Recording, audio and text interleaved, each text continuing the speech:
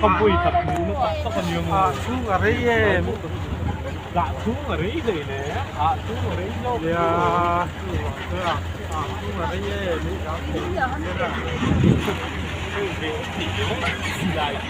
thì tiêu có nồng xưa nên bán đi tiền lần này đó để lượng họ cả đó nó dáng thái tương tiền các bên phân ra là căn ta chuyên xe ôm để hai các bên phân điều nhá thì mới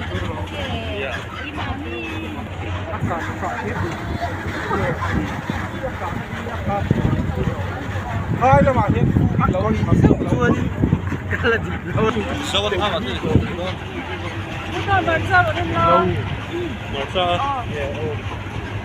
Ngồi khóc mấy tự đừng mẹ chul này chul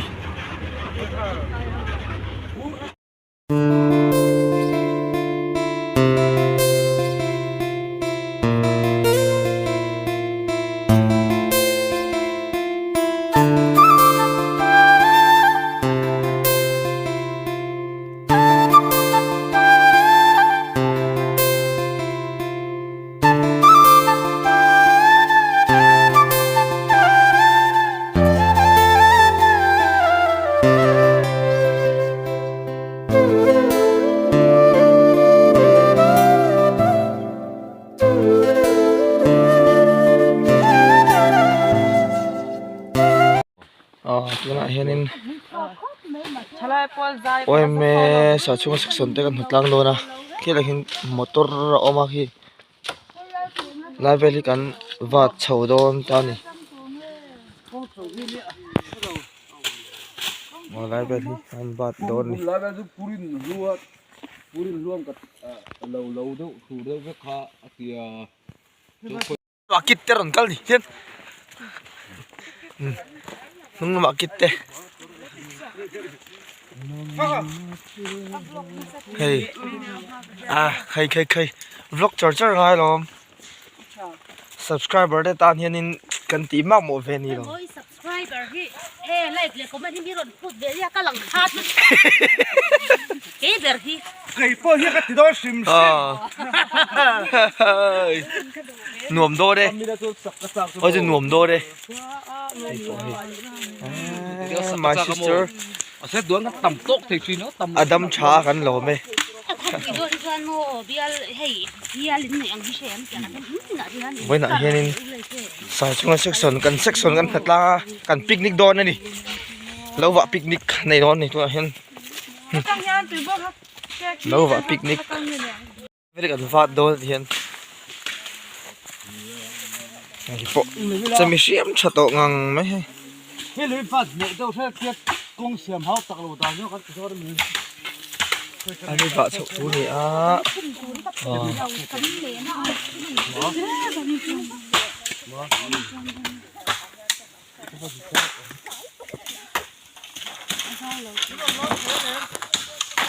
vợ đó nó đi quỷ đó lúc cái sao mau muốn năng đâu ha nhỉ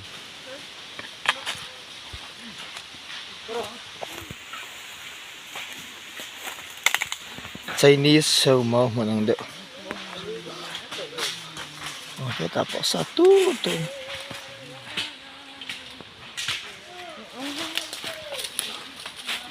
Oh signal em. Mau boleh lian khóc mày lên. Lại bị lộ. Lẽ mày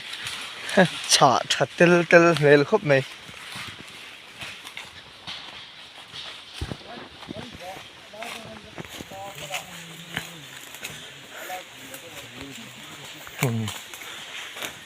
Con bụi suốt cái đây cả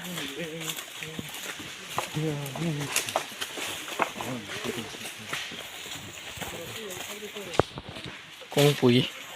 hiện tùy vol apo ni chuan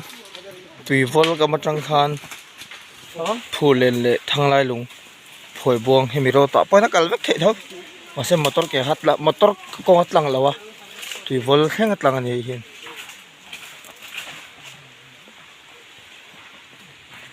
mau mun lir mai mau hồn thiên mấy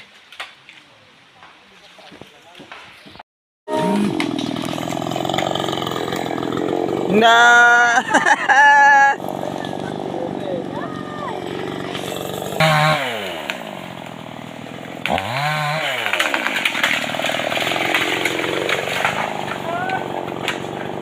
gần gal doon ni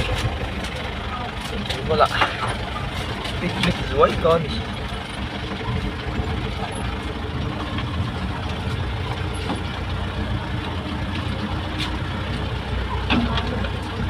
lâu vậy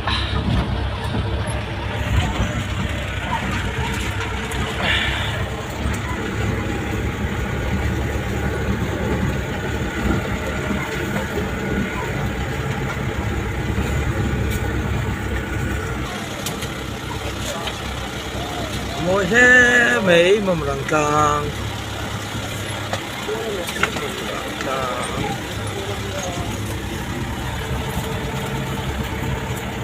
đi lệ mình đi sầm nhị bằng về này đó lại ha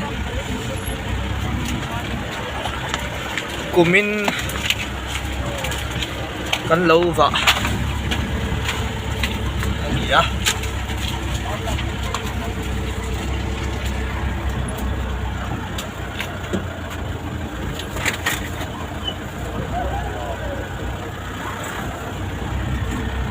tùy vol cả mà mình chưa phấn trẻ tùy vol cầm là vậy thôi thằng lai lùng tê phùn lên tê quay buông thế này hiên ram hơi cái phải biết tối này thì hiên mà cái nạn chua nên nó bảo hiên công tên nó xiêm là ông thì có sấy thể đâu á là dính đủ mấy thể là mà hiền sai tua cho cuốn đuộ tua lẩu hiền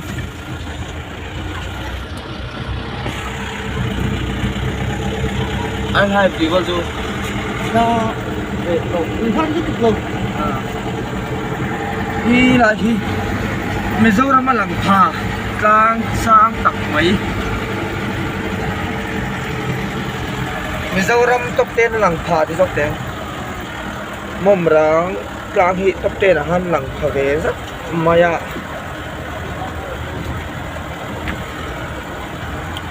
rồi làm gì còn ram phone này tổ lâu à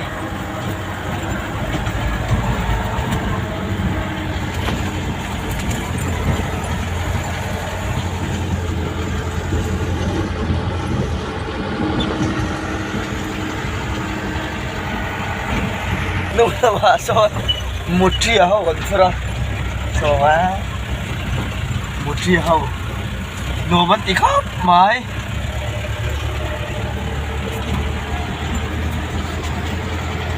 mà này cả đồn chuan kênh cả cái gì đó à để thấy thêm trang truyền đó va section những cái là ta nó cái này rút mày ạ cứ cho cái bật đây lâu gan phát tin và thế nên con đem sang dọn mình phê mình xem sao á lâu đấy mày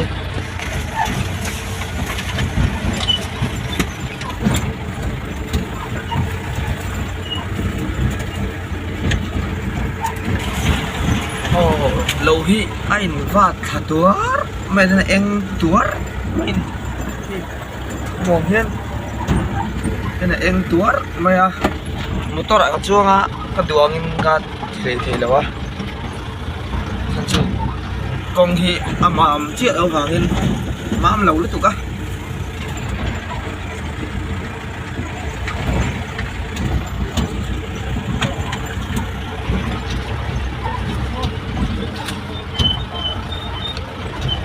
driver it here machine mà mechanic ni bok driver ni bok welding machine here welding machine tiếng Anh thì welding machine man cái dòng thế à các tiếng hơn ni bok à thum tung lại cho nên thiểm đây mình lấy to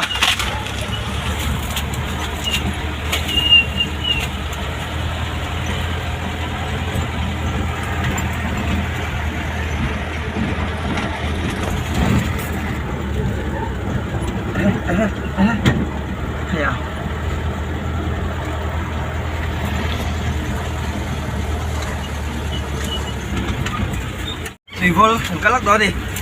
section thật lang sao xuống section tay thật lang hay tùy vol cái lắc đó thì hoàn tùy vol đi lủng mấy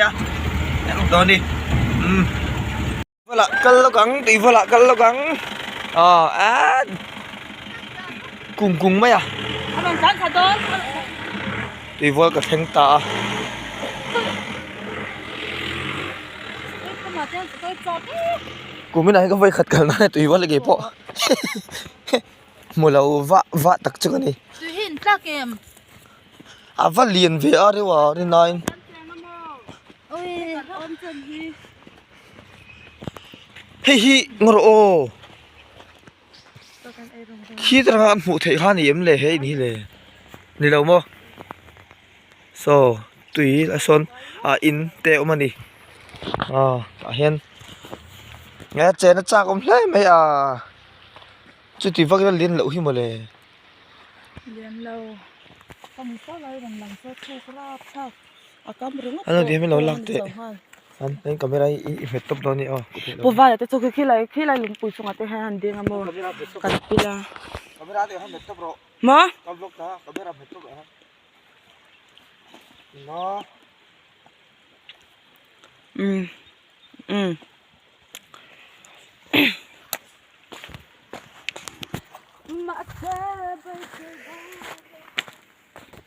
tùy vol tùy vọt trở về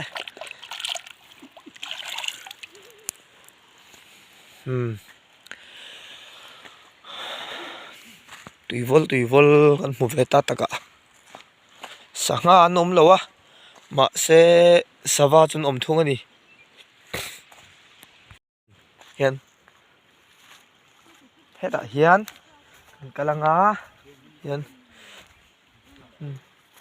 chen chu chak om ve hle mai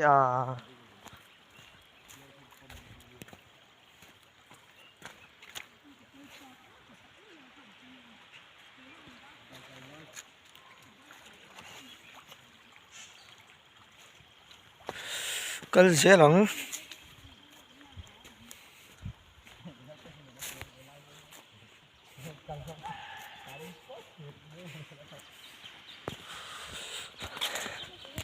tùy vào ngàn picnic đón mình lệ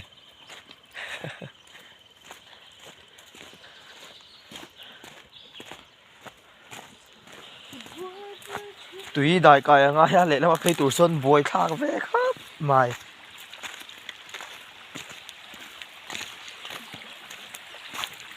ngờ mi dùng lại em thấy cho tỷ lăng lắm đó